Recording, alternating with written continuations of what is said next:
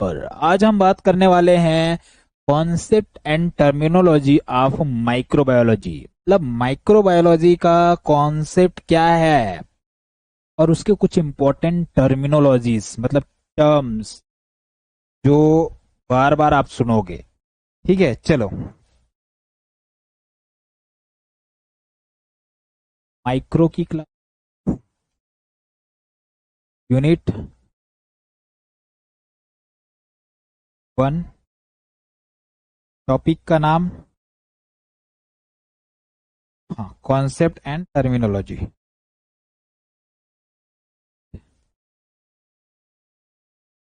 Terminology सबसे पहले बात करेंगे कॉन्सेप्ट की कि माइक्रोबायोलॉजी का कॉन्सेप्ट क्या है। माइक्रो का कॉन्सेप्ट क्या, ठीक है।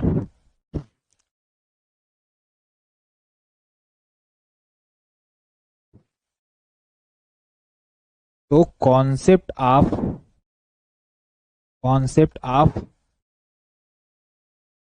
Microbiology, microbiology.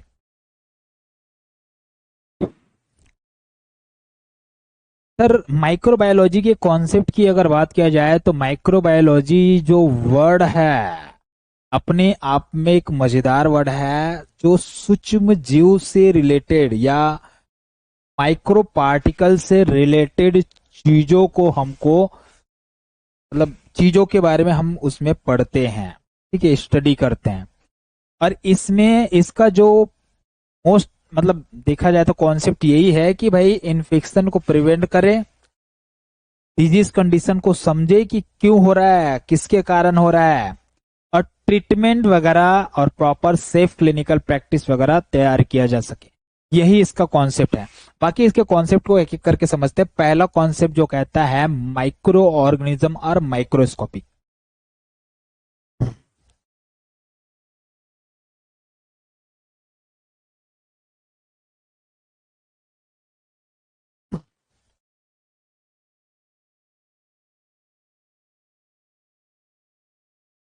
माइक्रोस्कोपिक ओपिक, इसका मतलब ये है कि जो माइक्रो ऑर्गेनिज्म है, सूक्ष्म जीव है, वो माइक्रोस्कोपिक होता है, मतलब सूक्ष्म होता है, जो केवल माइक्रोस्कोप से दिख सकता है। ठीक है, तो यहाँ पे लिखना क्या है बेटा, यहाँ पे आपको लिखना है कि भाई micro organism not seen by naked eye, हमारी ये जो आंखें हैं, खुली आंखें से नहीं दिखता। ठीक है, तो माइक्रोब्स आर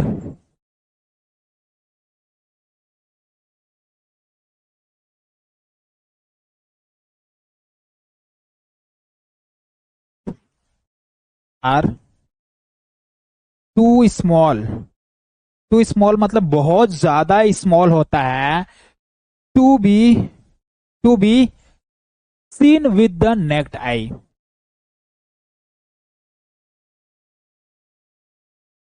विद द, मतलब भाई आप इसको खुली आंखों से ऐसे देख नहीं सकते। अभी भी आपके हाथ को ऐसे देखोगे ना, उसे कितनी भी कर लो, उसमें के माइक्रो ऑर्गेनिजम्स दिखेंगे। कहते हैं माउथ में, भाई कहते नहीं होता है, माउथ में बहुत सारे बैक्टीरियास होते हैं। मुंह खोल के देख लो, नहीं दिखेगा। क्यों नहीं दिखेगा? क्योंकि वो बहुत ज्यादा छोटा है, माइक्रोस्कोप से ही दिखेगा। ठीक है, तो क्या लिखेंगे आगे, they they only only seen by microscope. इससे देख सकते हो इसको, केवल और केवल माइक्रोस्कोप के मदद से ही इसको देख सकते हो, अदरवाइज इसको नहीं देख सकते। ठीक है, उसे हम बोलते हैं माइक्रो ऑर्गेनिज्म। तो पहला पॉइंट क्या बोल दिया, पहला कॉन्सेप्ट क्या कहता है कि माइक्रो ऑर्गेनिज्म जो है ना माइक्रोस्कोपिक होता है, बहुत छोटा होता है। सर, दूसरा जो इसमें आता है main type of micro organism, मतलब सर, अच्छा, कॉन्सेप्ट का मतलब ये है कि भाई जो माइक्रो ऑर्गेनिज्म है ना, सॉरी माइक्रोबायोलॉजी जो है ना, इसमें हम बहुत सारी चीजें पढ़ेंगे। बहुत सारी चीजें मतलब बहुत सारी चीजें। तो इन बहुत सारी चीजों को संक्षिप्त में वर्णित करना है ना। आ जाओ। तो अगला यहाँ पे an type of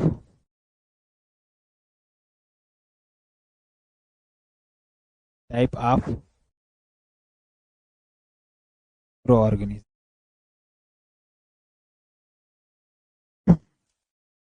sir micro organisms के टाइप की बात किया जाए तो टोटल मैं यहाँ पे 5 टाइप बताऊंगा जो अपने आप में इंपॉर्टेंट टाइप है। पहला है सर बैक्टीरिया।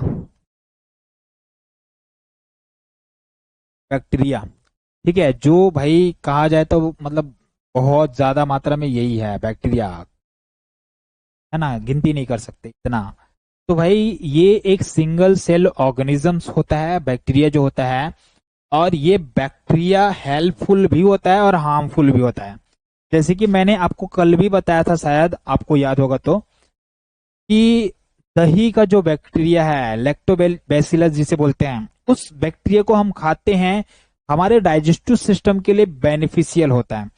दूसरी बात ये कि भाई हमारे digestive system in the sense जो गट्स हैं हमारे, उन गट्स में भी वो लैक्टोजन होता है।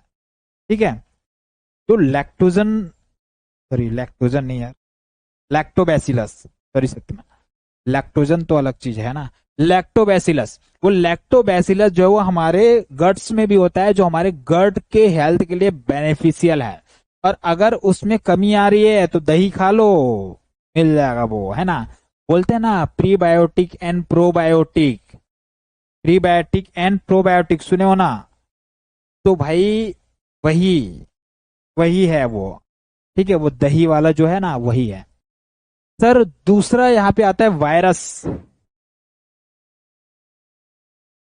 वायरस, अब बैक्टीरिया को तो मैंने बोल दिया कि सर बैक्टीरिया जो है ना वो हेल्पफुल भी होता है और हार्मफुल भी होता है। लेकिन क्या वायरस भी होता है क्या? नहीं सर, वायरस तो हार्मफुल ही है। क्या हमारे बॉडी में आया तो हमारे बॉडी में ही जीवन यापन करेगा, हमको हार्म पहुंचाएगा, हमारे सेल को खत्म करेगा। ठीक है, और ये केवल और केवल लिविंग सेल के अंदर ही होता है, मतलब किसी ना किसी के अंदर ही रहेगा। या तो इंसानों में रहेगा, या तो जानवरों में रहेगा, या किसी पक्षी में रहेगा, या कहीं ना कहीं ये रहेगा। ऐसे एटमॉस्फेयर में फ्रीली नहीं घूमता बिंदास, जैसे बैक्टीरिया जो है ना अभी भी है एनवायरमेंट में, वायरस होगा तो मर जाएगा, किसी के शरीर में रहेगा ये। ठीक है, तो ये है smallest microbes, smallest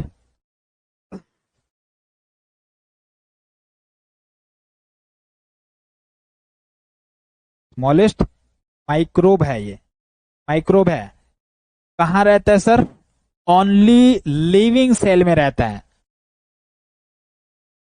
only grow in living cell, living cell. ठीक है, क्योंकि लिविंग सेल से ही अपना भोजन लेता है ये। ठीक है, एक पैरासाइट की तरह होता है देखा जाए तो। पैरासाइट क्या होता है समझते हो ना? जो दूसरे के शरीर में रहकर अपना भाई खाना पीना वगैरह जीवन यापन करता है, वो पैरासाइट कहलाता है। मतलब एक तरह का ये भी पैरासाइट ही है। नेक्स्ट जो आता है बेटा वो है फंगाई। फंगाई या उसे हम फंगस का नाम भी देते हैं।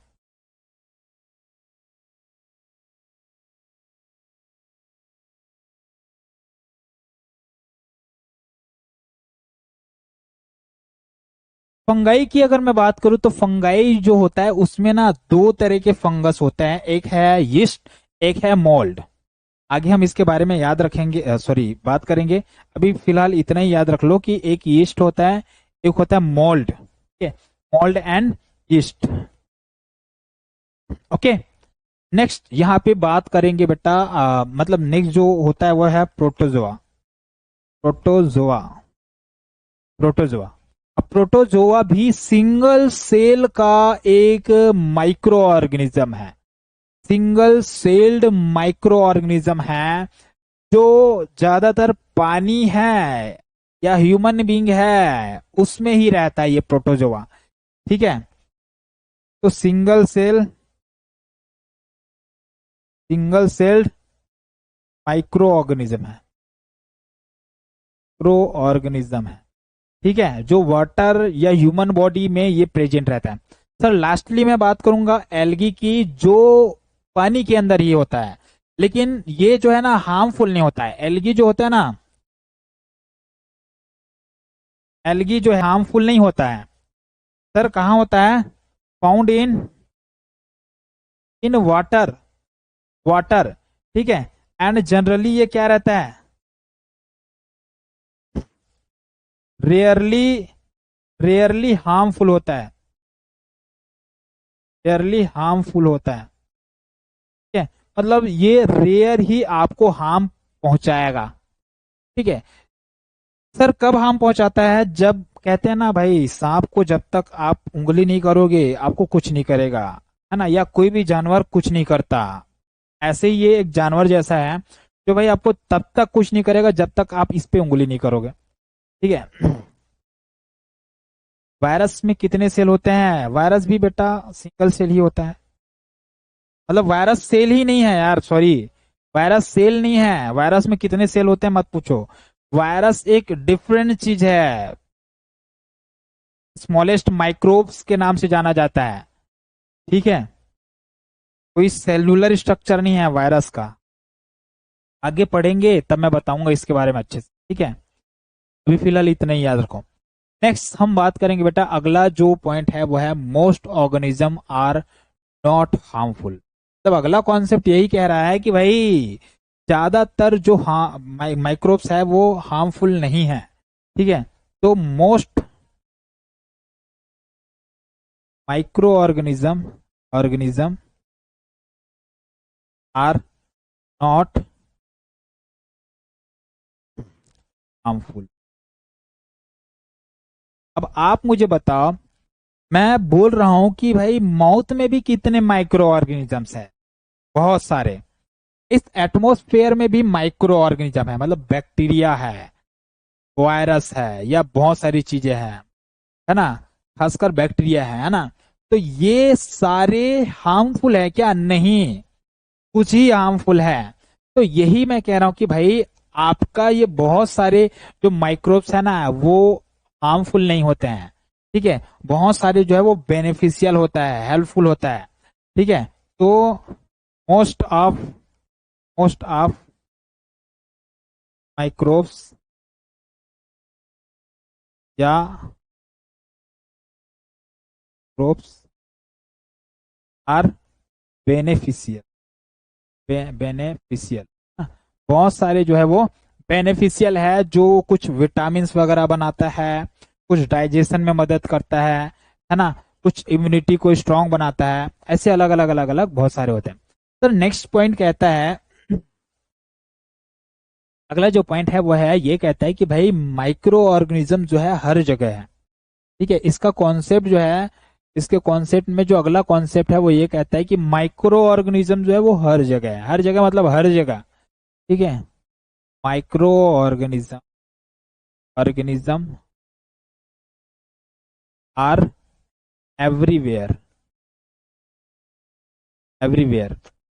सर माइक्रो ऑर्गेनिज्म कहाँ है? हर जगह पे है, हर जगह, हर जगह, ठीक है। मतलब एयर में भी है, वाटर में भी है, मिट्टी में भी है, सॉइल में भी है, खाने की चीजों फूड में भी है, सरफेसेस में है। ये देखो जो भी सरफेस है, टेबल वगैरह, ये सारे सरफेस में माइक्रो ऑर्गेनिजम्स हैं, ठीक है।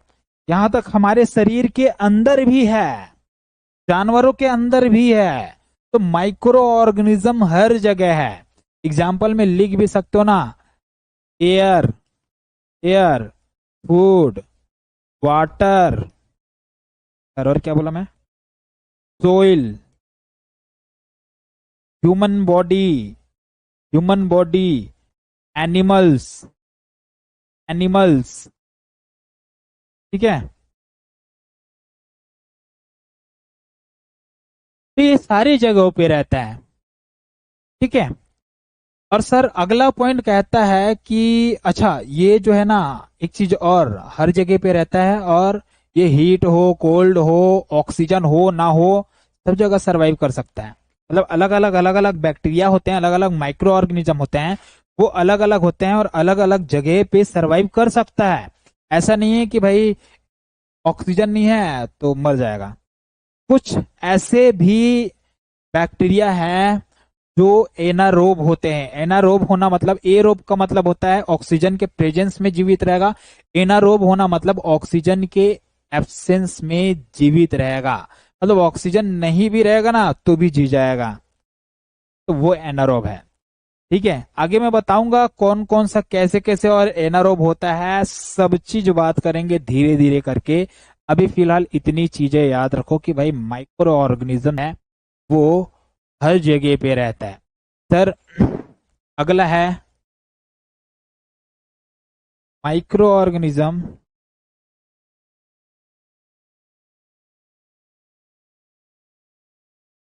कैन स्प्रेड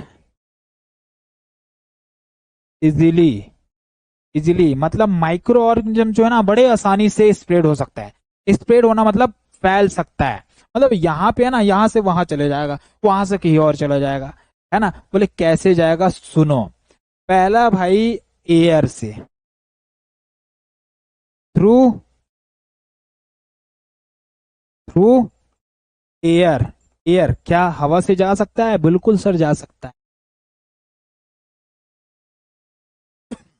सॉरी, हाँ खांसने से याद आया, खांसोगे तो खांसने के बाद जो माइक्रोब्स है वो एयर में आ गया, और एयर तो भाई मैंने जो सांसें छोड़ी वो घूम फिर के कोई और लेगा, है ना। इसीलिए तो बोलते हैं पब्लिक प्लेस में जाओ तो मास्क लगाओ। क्यों बोल रहे हैं पब्लिक प्लेस पे जाओ तो मास्क लगाओ, क्यों बोल रहे हैं भाई, क्योंकि अभी यहाँ, यहाँ मैं खड़ा हूं, मेरे से 10 मीटर दूर भी कोई खड़ा रहेगा, मैं खांसूंगा तो वो एयर उन तक जाएगा, जाएगा, याद रखो जाएगा। अगरबत्ती जलाते हो तो उसकी खुशबू, खुशबू जो है दूर तक जाती है, क्यों जा रही है भाई, एयर के थ्रू जा रही है। हाँ वो डाइल्यूट हो गया तो खुशबू थोड़े दूर में जाके ना पता चले, लेकिन जाती है, दूर तक जाती है। अगर एक स्ट्रॉन्ग स्मेल वाली कोई चीज है, बहुत स्ट्रांग स्मेल वाली कोई चीज है, तो उसको खुशबू, उसकी खुशबू दूर तक जाती है, तो समझ लो कि भाई एयर में कोई चीज है तो वो दूर तक भी जा सकता है। मतलब भाई मास्क लगा लेना, अगर पब्लिक प्लेस में जा रहे हो, बहुत भीड़ भाड़ जगह पे जा रहे हो जहाँ पे प्रचार प्रसार चलता है, जैसे कि आप शौकीन हो कि भाई हाँ कोई नेता आ रहा है, कोई सेलिब्रिटी आ रहा है, मैं तो जाऊंगा देखने, ऐसा कि भाई बड़ी बड़ी सेलिब्रिटी आ रही है, अरे वो आ रहा है, चलो ना जाते हैं देखने, चले जाते हो देखने, तो भाई ध्यान रखना कि पब्लिक प्लेस पे जा रहे हो, आपको पता नहीं कि कौन से व्यक्ति को क्या प्रॉब्लम है। ऐसा थोड़ी ना है कि भाई उसको प्रॉब्लम है तो वो घर पे ही बैठे रहेंगे, उनको भी तो होगा ना अच्छा कि यार आ रहा है, वो व्यक्ति आ रहा है, मोदी जी आ रहे हैं, जाते हैं देखने, हर कोई यही चाहता है। तो भाई उसमें सारे लोग मिक्स रहेंगे तो भाई मास्क लगा के जरूर जाओ, ठीक है, ताकि बीमारी ना फैले और आप हेल्दी रहो। नेक्स्ट, अगला जो यहाँ पे मैं बोलना चाहूंगा वो है एयर के बाद में टच, टच। अब सर टच की बात आती है तो टच में भाई हम टच तो भाई रैंडमली किसी को भी कर लेते हैं, अब किसी को मतलब किसी को भी नहीं, है ना। जैसे कि हम गए, शुरू शुरू में कहीं जाते हैं, चार लोग मिलते हैं, और भाई और भाई और भाई ये बोल बोल के हाथ मिलाते हैं, और हाथ मिलाने के बाद नया व्यक्ति है, हमको नहीं पता है कौन है क्या है, और भाई नए व्यक्ति है, मिल रहे हैं, हाथ मिला लिए।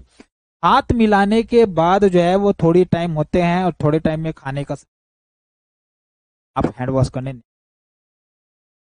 आप सूत्र दिख रहे हैं अच्छे अच्छे पहन के आए हुए हैं, खा लेते हैं, खा भी लिए भाई, या कई बार ऐसा होता है कि हाथ मुंह पोछने लग जाते हैं, तो वो टच किए और टच करने के बाद अपने हैंड वॉश नहीं किया, जो भाई क्रॉस कंटामिनेशन जो होता है ना, क्रॉस कंटामिनेशन क्या है मैं बताया था, पूछता हूं मैं आप लोगों से, बताओ क्या बताया था क्रॉस कंटामिनेशन के बारे में। मैं पहले भी बोल चुका हूं बेटा, जो भी पढ़ाऊंगा कभी भी मैं पूछ सकता हूं। अंकिता, वसीम अहमद, बबीता, काजल, लक्ष्मीकांत, मोनिका पटेल, खुशबू, संगीता, बताएंगी।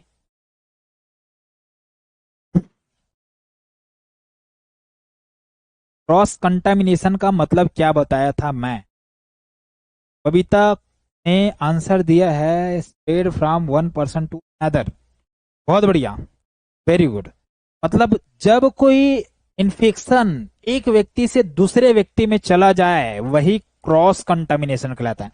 जैसे कि उसने छू दिया, टच वगैरह कर दिया, तो जब स्प्रेड होगा वो क्रॉस कंटामिनेशन।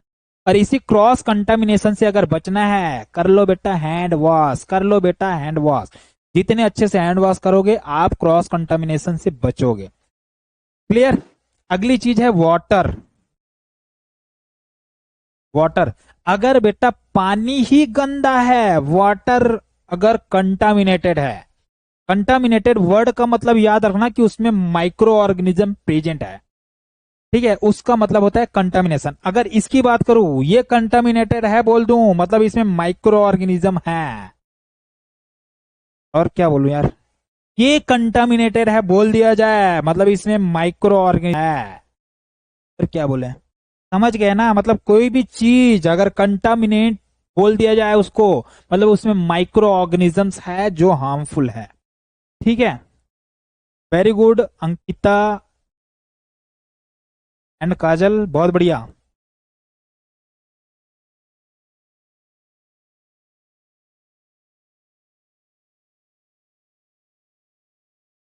हाँ, डायरेक्ट कॉन्टेक्ट से होता है, बहुत बढ़िया। अगला, तो वाटर में बोल रहा था, वाटर समझ में है ना, गंदा पानी है तो गंदे पानी से भी ये माइक्रो ऑर्गेनिज्म स्प्रेड होता है, एक जगह से दूसरी जगह जाएगा। जैसे कि मैं एक बेहतरीन एग्जांपल देता हूँ कि भाई हर कोई घर में आजकल के डेट में शौचालय बनाए हुए हैं। शौचालय का जो पानी है आपके घर के सामने जो सीवेज सिस्टम बना हुआ होता है, मतलब नालियां, उसी नालियों में जाता है वो उसमें का पानी। अब मुझे ये बता दो कि वो पानी एट द एंड कहाँ जाता है? आपका घर है, घर के बाहर का नाली है, घर का पानी, घर का वेस्ट, घर का गंदगी उस नाली में जाएगा, बढ़िया बात। लेकिन एक बड़ा नाला होगा वहां पे जाएगा, उसके बाद एट द एंड वो पानी जाता कहाँ है? ये आपसे मैं पूछता हूं, वो पानी जा कहाँ रहा है? कहाँ? कोई आंसर नहीं है। भाई ये तो पता होगा कि पानी कहाँ जाएगा। अरे बताओ बेटा, लोग बताओ।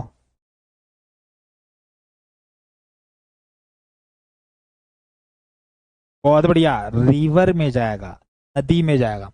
और एक चीज और पूछता हूं मैं आपसे, वो नदी का पानी जो है उसमें लोग जाके नहाते हैं क्या? हाँ सर। वो नदी का पानी अगर कोई बहुत प्यासा है पी लेगा क्या? पी लेगा। वो नदी का पानी एट देन घूम फिर करके वापस हमारे ही पास आता है जिसे हम पीते हैं। होता है क्या ऐसे? प्यूरिफाई होता है उसके बाद आता है ये। हाँ हाँ हाँ, प्यूरिफाई करते हैं उसके बाद आता है, वो समझ रहा हूं। चलो ठीक है, आपके पास प्यूरिफाई हो के आ रहा है, लेकिन वो व्यक्ति का क्या, उस व्यक्ति का क्या जो उस नदी में जाके नहाएगा, है ना? मैं बात यहाँ पे गंगा नदी की नहीं कर रहा हूं, मैं बाकी नदी की कर रहा हूँ। गंगा नदी तो भाई शुद्ध पानी है उसमें, है ना? उसमें कुछ माइक्रोब्स है, वो माइक्रोब्स जो है ना उस पानी को साफ बनाए रख। ठीक है, वो अलग बात है। बाकी नदी की बात कर रहा हूं मैं, है ना? तो भाई पानी गंदा हो गया, उस गंदे पानी में जा रहे हैं व्यक्ति, तो फिर बीमारियां हो सकती है। अगला, अगला है कंटामिनेटेड सॉइल या कंटामिनेटेड टेड फूड। फूड, भाई खाना ही आपका कंटामिनेटेड है। जैसे कि कोई व्यक्ति जो है वो मांस मछली चिकन चुकन जो भी होता है ना, जो खाता है, वो खा रहा है, लेकिन उसको पता ही नहीं है कि भाई वो माइक्रोब से घिरा हुआ है। ठीक है, उसमें बहुत सारे माइक्रो, और खासकर मैं मीट वगैरह जो होता है ना, बता देना चाहूंगा, मीट वगैरह जो होता है, जो मांस मछलियां ये सारी चीजें होती है, उसमें माइक्रो ऑर्गेनिज्म जल्दी ग्रो करता है।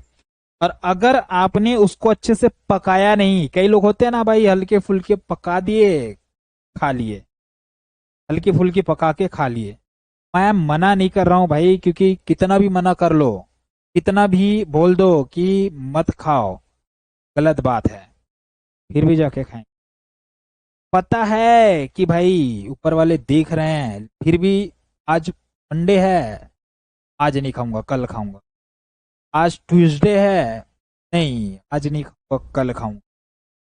सावन चल रहा है, पूरे सावन में नहीं बात खाऊंगा। जैसे ही सावन खत्म हुआ, ये दूसरे दिन माइंड में चल रहा है, मतलब है ना, सावन खत्म होने वाला, वे कल खत्म होगा, ऐसे माइंड में चलते रहता है।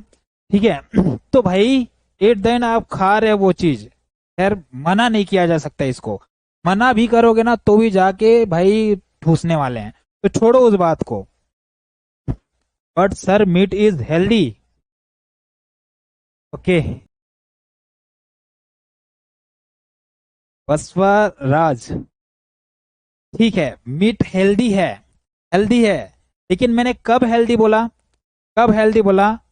वो तब हेल्दी है जब आप उसको अच्छे से पका के खा रहे हो, अच्छे से पका के खा रहे हो, तब वो हेल्दी है। ठीक है, देखो भाई, जो नहीं खाता वो इंसान ये बोलेगा कि नहीं खाना चाहिए, जो खाता है वो इंसान ये बोलेगा कि खाना चाहिए, खाना चाहिए। मत खाओ कितना भी बोल दो, वो भाई जाके खाए। ठीक है, तो ये एक बड़ा डिबेट है, इस बात को ही खत्म करते हैं, क्योंकि भाई खाने वाले खाएं, अच्छे से खा सकते हैं भाई, और खाना भी चाहिए। ठीक है, क्योंकि भाई अगर हेल्दी रहना है, इस लाइफस्टाइल में हेल्दी रहना है, तो आप देखेंगे कि जो भाई नॉनवेज खाते हैं, नॉनवेज खाने वाले लोगों को विटामिन B12 आपने सुना ही होगा ना।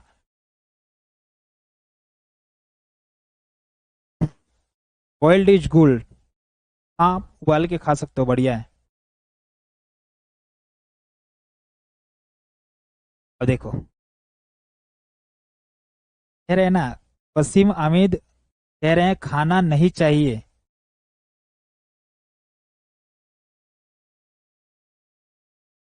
वो अपने अपने मतलब, ये डिपेंड करता है यार, आपका एनवायरनमेंट क्या है, शुरू से कैसे मतलब के हुए हैं। बचपन से कई बार ऐसा है कि भाई बचपन से खा रहे हैं तो खाएंगे, बचपन से ही कभी खाया ही नहीं है तो कैसे खाएं, ऐसा है। तो ठीक है, वो एक अलग बात है, छोड़ो। आ जाओ आगे बढ़ते हैं आप। खैर मैं एग्जांपल दे रहा था उसके लिए कि भाई कंटामिनेटेड फूड है, उस केस में जरूरी नहीं है कि कंटामिनेटेड फूड मैंने बोला तो केवल मीट ही कंटामिनेटेड होगा, है ना। मीट हेल्दी होता है, एक बार फिर से सुनेंगे, मीट हेल्दी होता है, लेकिन अच्छे से पकने के बाद। कच्चा तो उसको खाना ही नहीं है, कच्चा खाए मतलब भाई हो सकता है कोई बीमारी हो जाए, हो सकता है, वो रहो ना, क्या पता आपका इम्यूनिटी बेटर हो, बहुत बेटर हो, तो ना हुआ वो अलग बात है। ठीक है, नेक्स्ट, अगला पॉइंट है जर्म थ्योरी ऑफ डिजीज।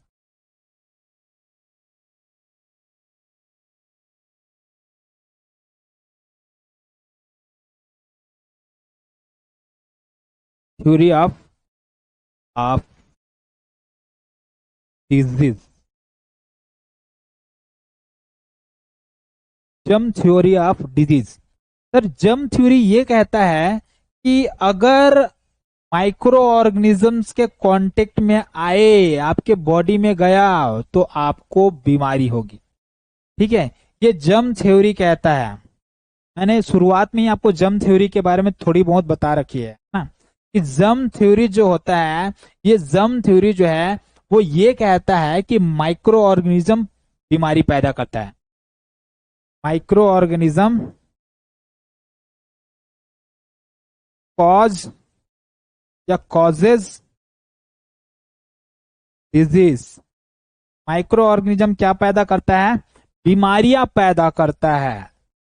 ठीक है, जर्म थ्योरी कहता है।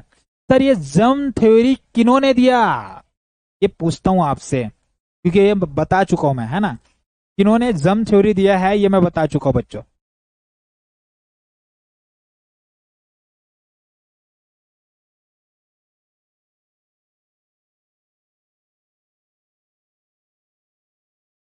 बताओ। वसीम बसपराज,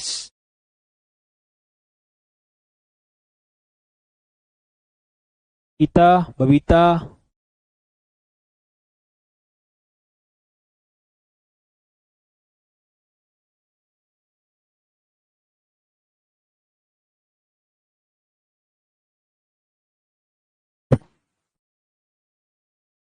भूल गए क्या यार?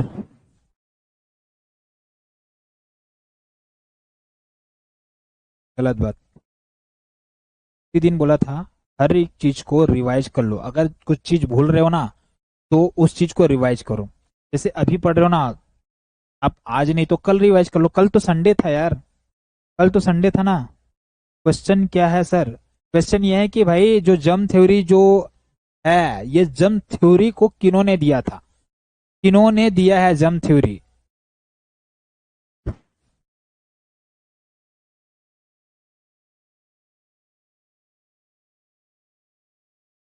जम theory given by, who is a person who give जम थ्योरी?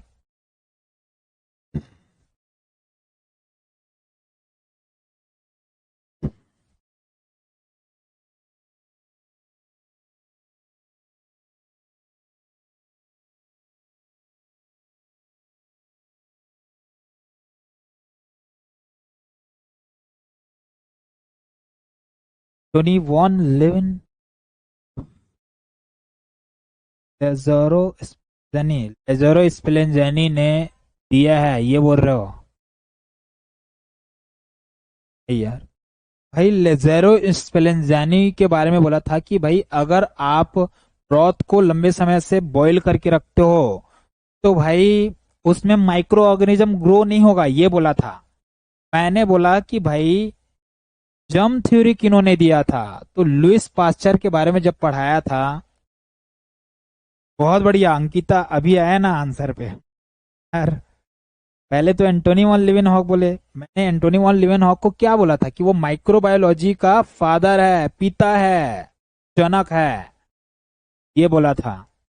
ठीक है, बहुत बढ़िया। याद रखेंगे लुइस पास्चर जी जो है वो है जर्म थ्योरी देने वाले। ठीक है, तो लिखेंगे discover by Louis Pasteur. Louis Louis Louis Louis Pasteur, है ना?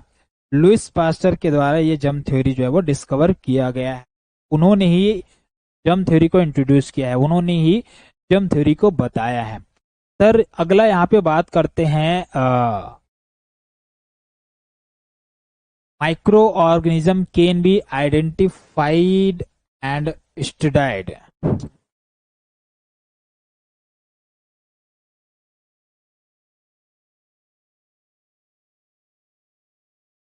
Organism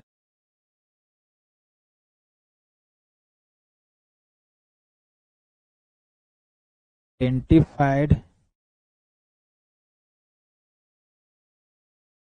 studied. इसका ये मतलब है कि माइक्रो ऑर्गेनिजम्स को मैं आइडेंटिफाई भी कर सकता हूं, पता भी लगा सकता हूं, और उसको समझ भी सकता हूं, उसके उससे रिले उसको उसका अध्ययन भी कर सकता हूं, ये कहा जा रहा है। अब सर आइडेंटिफाई आप कैसे करते हो? मैंने उसी दिन बताया था कि भाई आप हम पढ़ने वाले हैं स्टेनिंग के बारे में। क्या पढ़ेंगे? स्टेनिंग के बारे में। स्टेनिंग क्या है सर? स्टेनिंग मतलब कलर कर देना। वो जैसे अभी नहीं दिख रहा है ना, तो कलर कर दो सरफेस को, जहां से आप सैंपल ले रहे हो सैंपल को कलर कर दो, उसमें माइक्रो ऑर्गेनिज्म कलर हो जाएगा। तो वो स्टेनिंग है। सर दूसरा कल्चरिंग करो। क्या करो? कल्चरिंग करो मतलब कल्चर मीडिया तैयार करो, और कल्चर मीडिया तैयार करके उसमें माइक्रोब्स को रखो, सैंपल को रखो, वो ग्रो करते जाएगा, कॉलोनी बनाएगा। ठीक है। तीसरा सर ये सब करके भाई आप माइक्रोस्कोप रखो, और माइक्रोस्कोप इसको स्कोप है ना, माइक्रोस्कोप से क्या करो? देखो। और जब माइक्रोस्कोप से देखोगे तो माइक्रो ऑर्गेनिजम्स को क्या कर पाओगे आप? आइडेंटिफाई आइडेंटिफाई कर पाओगे। अरे आइडेंटिफाई फाई आइडेंटिफाई कर पाओगे। अरे पता चल गया सर, आइडेंटिफाई भी हो गया, आइडेंटिफाई भी हो गया। अब इस आइडेंटिफिकेशन के आधार पे आपने क्या किया, स्टेनिंग किया, कल्चर किया, माइक्रोस्कोप ले आया, आइडेंटिफाई किया। ये सब चीज को हम अध्ययन कर सकते हैं क्या, सब चीज का स्टडी कर सकते हैं क्या, कर सकते हैं। फर्दर रिसर्च वगैरह भी सकते हैं, वो सब चीज के लिए भी माइक्रोबायोलॉजी या माइक्रो ऑर्गेनिज्म हेल्पफुल है, या माइक्रोबायोलॉजी हेल्पफुल है, रिसर्च भी कर सकते हो। सर नेक्स्ट जो है वो है माइक्रो ऑर्गेनिजम्स को कंट्रोल कर सकते हैं। सर मैं माइक्रोबायोलॉजी पढ़ा हूं, तो मैं माइक्रो ऑर्गेनिजम्स को भी क्या कर सकता हूं, कंट्रोल कर सकता हूं। तो लास्ट पॉइंट है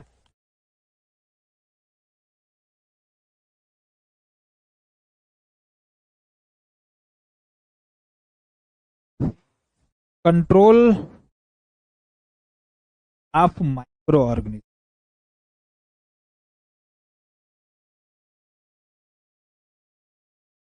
control of micro organism,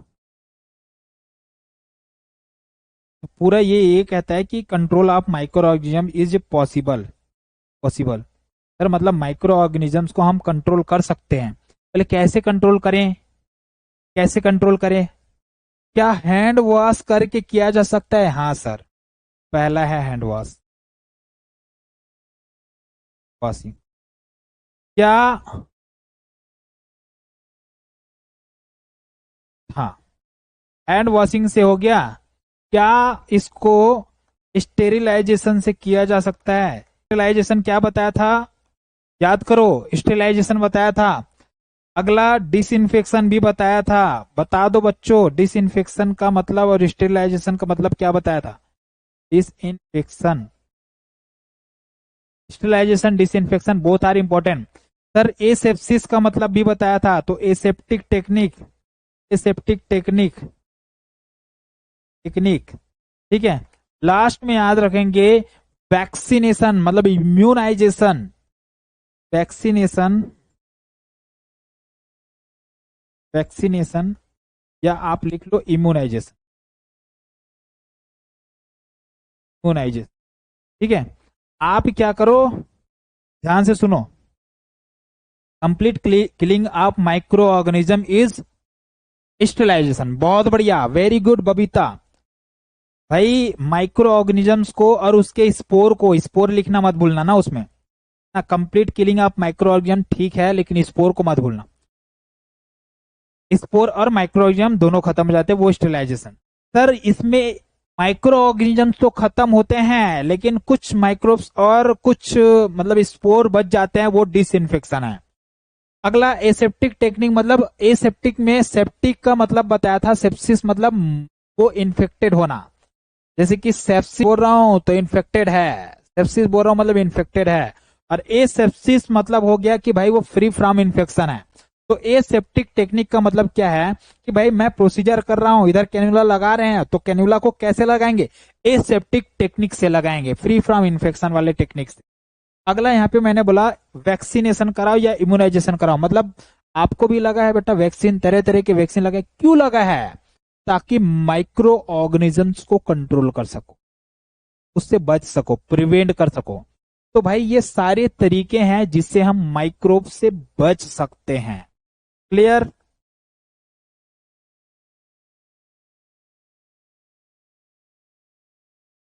okay, आ जाओ, अब हम बात करेंगे अगले टॉपिक के बारे में, वह है टर्मिनोलॉजी। जो आपके यहाँ पे मैंने बोला था कॉन्सेप्ट और टर्मिनोलॉजी की बात करेंगे, तो कॉन्सेप्ट तो कर लिए, अब हम बात करेंगे टर्मिनोलॉजी की बात।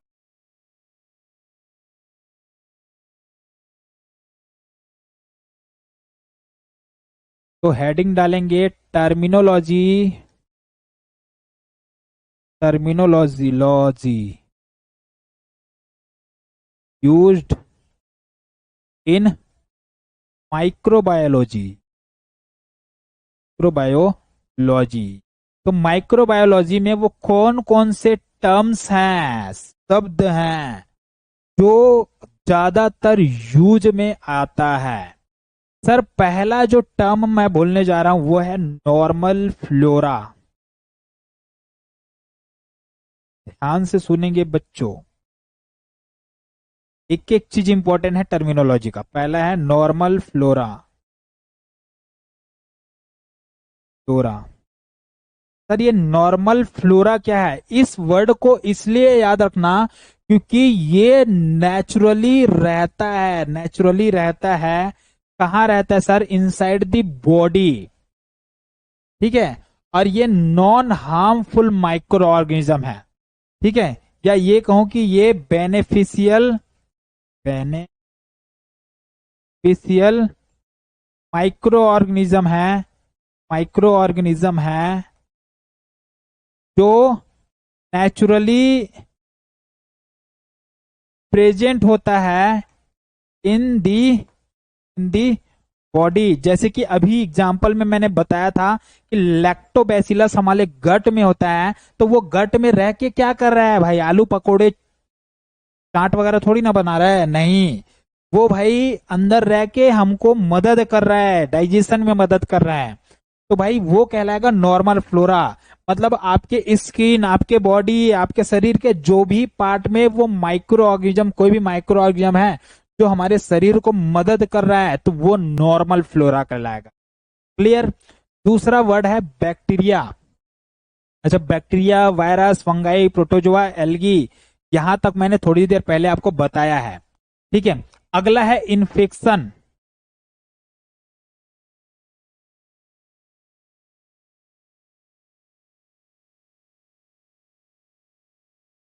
बताओ इन्फेक्शन का मतलब क्या होगा? इन्फेक्शन वर्ड ही है इन्फेक्शन। क्या है इन्फेक्शन का मतलब? इन्फेक्शन का मतलब होता है मल्टीप्लीकेशन या invasion of harmful micro organism. Multiplication, multiplication मतलब भाई वो ग्रो कर रहा है, 1 से 2, 2 से 4, 4 से 8, ऐसे अपना भाई रिप्रोडक्शन कर रहा है, वो मल्टीप्लीकेशन। तो मल्टीप्लीकेशन या invasion of harmful micro organism in the body, body शरीर में वो आ रहा है। मतलब जैसे कि मैं अभी इन्फेक्टेड नहीं हूं या कोई भी व्यक्ति इन्फेक्टेड नहीं है और उसके शरीर में कोई माइक्रो ऑर्गेनिज्म चला गया, मतलब वो इन्फेक्टेड हो गया, वो इन्फेक्शन हो गया, यही बोलेंगे, है ना। तो इन्वेशन, पेशन या multiplication of microbes into body, body. Clear? Sir अगला जो आता है वर्ड वो है कंटामिनेशन। कंटामिनेशन का मतलब मैंने क्या बताया था? थर्ड,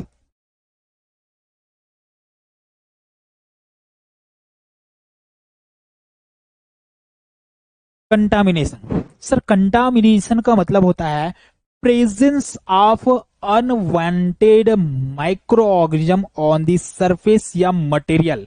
लाइक मटेरियल में ये भी एक मटेरियल है, ये टेबल सरफेस है, ये इसका सरफेस है। तो भाई ये सब में अगर कोई अनवांटेड माइक्रो ऑर्गेनिजम्स है तो मैं उस चीज को कंटामिनेंट बोलूंगा, मतलब कंटामिनेटेड है ये बोलूंगा, ठीक है। तो sir presence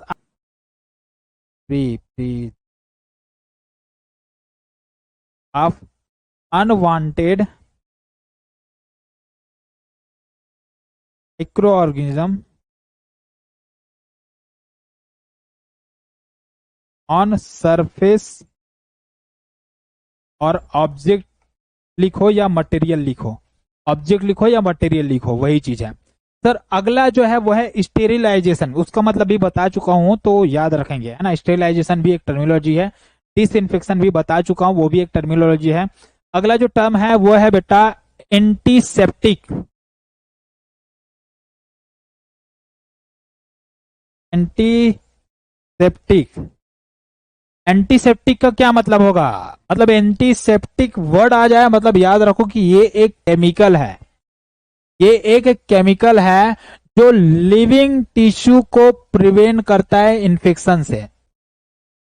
any kind of chemical used on living tissue to prevent infection. Chemical used to prevent infection. Infection से प्रिवेंट करने के लिए हम यूज करते हैं एंटीसेप्टिक चीजों का इस्तेमाल, ठीक है। नेक्स्ट जो है वह है एसेप्सिस। अभी अभी एसेप्सिस का मतलब भी बताया हूं, free from harmful micro organism.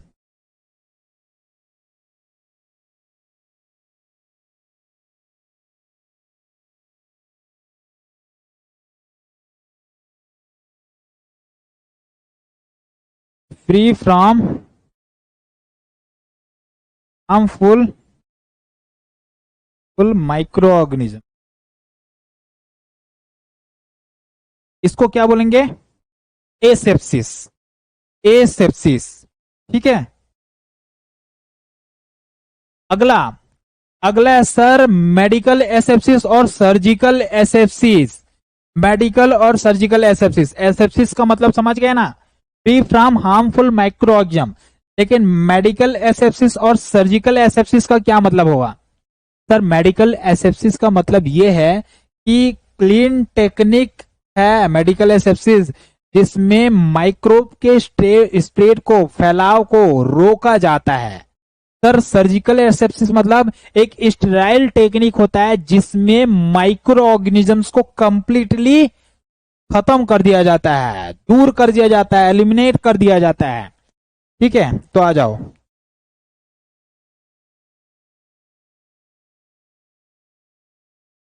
Medical asepsis, फिर आएगा आपका सर्जिकल एसेप्सिस। मेडिकल को क्या बोला? ये है आपका clean technique.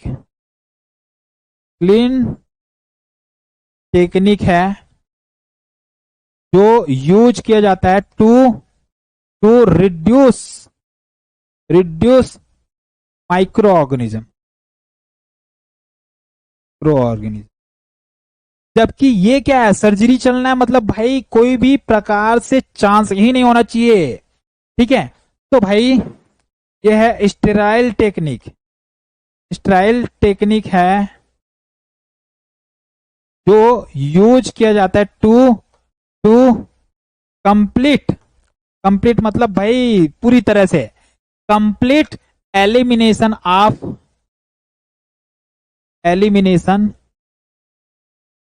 Of microbes. Eliminate करना मतलब उसको पूरी तरह से भाई खत्म कर देना, समाप्त कर देना, ठीक है। बोले नेक्स्ट जो टर्मिनोलॉजी आता है वो है सर ऑटोक्लेव या ऑटोक्लेविंग। ऑटोक्लेव जो है एक इंस्ट्रूमेंट है और उससे जो प्रक्रिया चलती है वो है ऑटोक्लेविंग। मैं दोनों को एक साथ समझा रहा हूं, देखना। ऑटोक्लेव क्या है? ऑटोक्लेव एक मशीन है, याद रखना, ये एक इंस्ट्रूमेंट है या इक्विपमेंट है। क्या है? इक्विपमेंट है, ब्रैकेट में लिख लो, एक मशीन है, एक मशीन है। इसी के द्वारा क्या होता है? ऑटोक्लेविंग होता है। सर ऑटोक्लेविंग का मतलब क्या है? ऑटोक्लेविंग का मतलब होता है कि भाई स्टीम मतलब एक प्रेशर रहता है अंदर, एक मशीन रहता है, उस मशीन में भाप पैदा होते रहता है और भाप कितना गर्म होता है आपको पता है, थोड़े से भी हाथ भाई पूरा जल जाता है ना। तो वो भाप है, वो भाप के कांटेक्ट में आएगा इंस्ट्रूमेंट।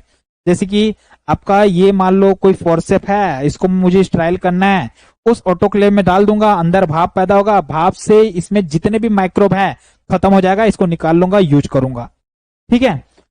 तो वो भाई ये ऑटोक्लेविंग एक स्टरलाइजेशन का टेक्निक है जिसमें भाई साहब क्या किया जाता है? यूज किया जाता है स्टीम का टू स्टेरिलाइज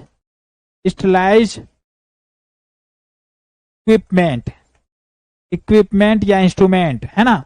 इंस्ट्रूमेंट या इक्विपमेंट को हम स्टेरिलाइज करने के लिए क्या करते हैं? ऑटोक्लेविंग करते हैं। क्लियर? सर अगला जो आता है वो है कल्चर, और कल्चर का मतलब भी मैं बता चुका हूं, बाकी आगे हम बात करेंगे। सर कल्चर का मतलब फिर भी याद रख लो बेटा, कल्चर मतलब होता है आप माइक्रोब्स को किसी लैब में ग्रो कर रहे हो। मतलब लैब में सैंपल लेके गया, जैसे कि किसी को बार बार बुखार लग रहा है ना, अब बार बार बुखार क्यों लग रहा है मैं ये सोचूंगा, है ना, अरे यार इसको क्यों लग रहा है, आखिर ये बार बार बुखार लग क्यों रहा है, ऐसे हम सोचेंगे। तो ब्लड का सैंपल लेंगे, उस सैंपल को लैब में ले जाएंगे और लैब में उसका उसके लिए कल्चर मीडिया तैयार करेंगे। लैब में कल्चर मीडिया तैयार करेंगे और कल्चर मीडिया तैयार करके उस माइक्रो ऑर्गेनिजम्स को ग्रो कराएंगे और पैदा कराएंगे और रिप्रोड्यूस कराएंगे, तो वही कहलाता है कल्चर। ठीक है,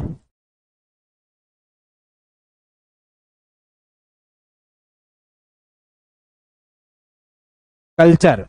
तो growing growing microbes in lab, सीधी बात है ना, लैब में माइक्रोब्स का ग्रोथ कराना ही क्या कहलाता है बेटा, कल्चर कहलाता है। ठीक है, अलग अलग मीडिया होता है, उस मीडिया के आधार पर होता है। ठीक है, अब मीडिया क्या है, वो एक न्यूट्रिएंट्स तैयार किया हुआ एक मतलब एनवायरमेंट है, वही मीडिया है। ठीक है, अगला आता है अगार। अगार क्या है बेटा, एक सब्सटेंस है जो जेल जैसा रहता है, जो माइक्रोब्स के लिए यूज में लाता है, मतलब एक तरह से खाना है समझ लो उसको। ठीक है, अगार। ठीक है, क्या है, जेल लाइक सब्सटेंस है, लाइक सब्सटेंस है। ठीक है, यूज किया जाता है, यूज बाय माइक्रोब्स। ठीक है, माइक्रोब्स के द्वारा ये यूज में, माइक्रोब्स के द्वारा यूज में लाया जाता है। ठीक है, अगला यहाँ पे कॉलोनी क्या होता है, कॉलोनी मतलब ग्रुप ऑफ माइक्रोब्स। जैसे कि हमारा कॉलोनी होता है ना, कॉलोनी में बहुत सारे लोग रहते हैं, ग्रुप ऑफ पीपल को कॉलोनी बोलते हैं। तो वहां पे ग्रुप ऑफ माइक्रोब्स को क्या बोलेंगे, colony. Colony, group of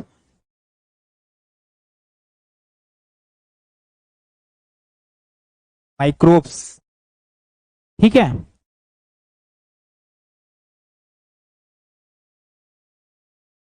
next अगला यहाँ पे वर्ड आएगा इनक्यूबेशन।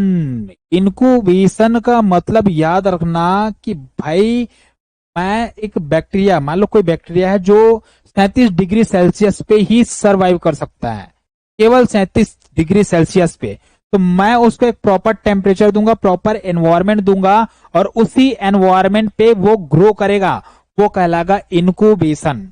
वो क्या कहलाएगा, इनक्यूबेशन।